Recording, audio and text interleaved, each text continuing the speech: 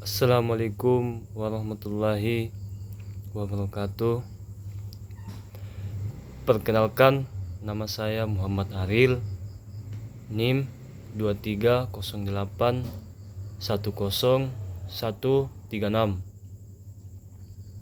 Program studi Teknik Sipil, Fakultas Sains dan Teknologi, Universitas 19 November Kolaka. Baik, di sini saya akan mempresentasikan salah satu contoh studi kasus di suatu proyek dan dikaitkan dengan ekonomi rekayasa. Sebelum masuk pada pembahasan studi kasus pada suatu proyek, di sini saya akan menyampaikan apa itu ekonomi teknik atau ekonomi rekayasa. Ekonomi teknik atau sering disebut juga ekonomi rekayasa adalah sebuah disiplin ilmu keteknikan yang unik. Ilmu ini menggabungkan analisis ekonomi pada sebuah kegiatan konstruksi. Ilmu ini memberikan teknik pemecahan masalah atau problem solving serta pengambilan keputusan atau making of decision mengenai berbagai masalah-masalah yang rumit dalam berbagai proyek konstruksi. Kemudian, ilmu ini juga dipakai dalam studi kelayakan dari sebuah kegiatan konstruksi serta dapat mengevaluasi pengambilan kebijakan pembangunan dari kacamata dunia ekonomi. Prinsip pembangunan dari kacamata. Prinsip yang dipakai adalah analisis dan pencarian alternatif pada suatu kegiatan konstruksi dengan meninjau dari berbagai aspek antara lain teknis, sosial, ekologi, dan lain-lain sehingga dapat diketahui bernilai atau tidaknya proyek tersebut secara ekonomi. Kemudian, contoh studi kasus proyek dan kaitannya dengan aspek ekonomi rekayasa. Studi kasus proyek pembangunan jembatan dapat dikaitkan dengan konsep ekonomi rekayasa. Dalam proyek jembatan, ekonomi rekayasa digunakan untuk menganalisis berbagai alternatif desain, material, dan metode konstruksi untuk memilih opsi yang paling ekonomis dan efisien.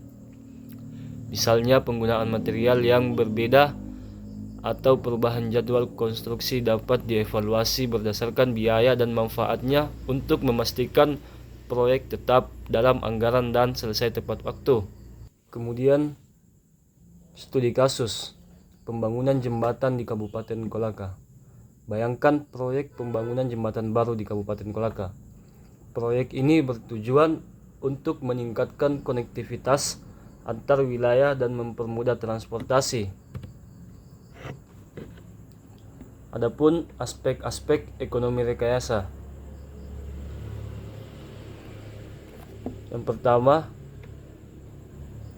evaluasi alternatif desain yang terbagi menjadi 4 bagian, yaitu desain jembatan bisa bervariasi mulai dari jembatan beton biasa hingga jembatan dengan teknologi canggih.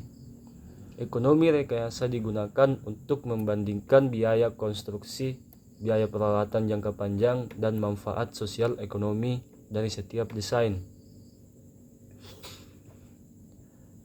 Ketiga, contoh, jembatan dengan teknologi canggih mungkin memiliki biaya konstruksi awal yang lebih tinggi, tetapi dapat mengurangi biaya perawatan dan meningkatkan kapasitas lalu lintas jangka panjang.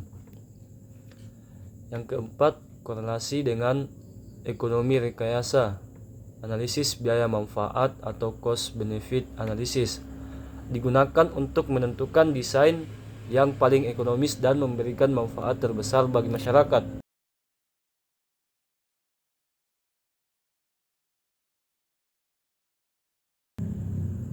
Kemudian, pemilihan material konstruksi.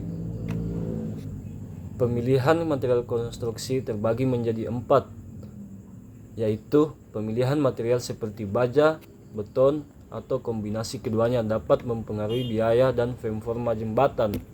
Yang kedua, ekonomi rekayasa membantu memilih material yang memberikan keseimbangan terbaik antara biaya, kekuatan, dan daya tahan.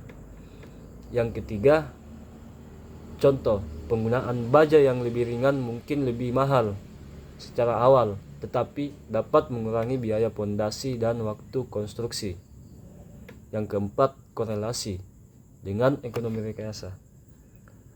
Analisis biaya modal atau capital budgeting membantu menentukan investasi awal terbaik untuk mencapai hasil yang optimal.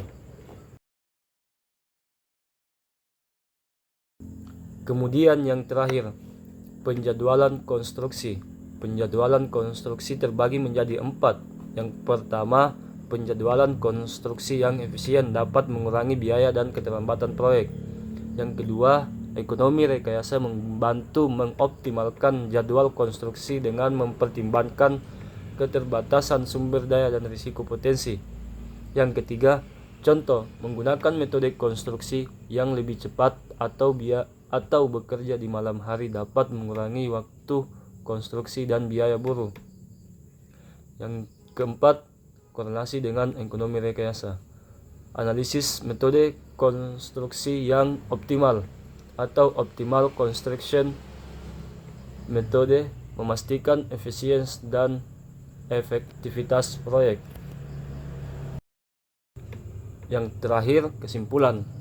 Ekonomi rekayasa memainkan peran penting dalam pengambilan keputusan yang berkaitan dengan pembangunan jembatan. Dengan menggunakan prinsip-prinsip ekonomi rekayasa, insinyur dapat memastikan bahwa proyek jembatan tidak hanya memenuhi persyaratan teknis, tetapi juga ekonomis dan berkelanjutan. Mungkin itu saja yang dapat saya sampaikan. Lebih dan kurangnya mohon dimaafkan. Wabillahi taufiq wal hidayah. Wassalamualaikum warahmatullahi wabarakatuh.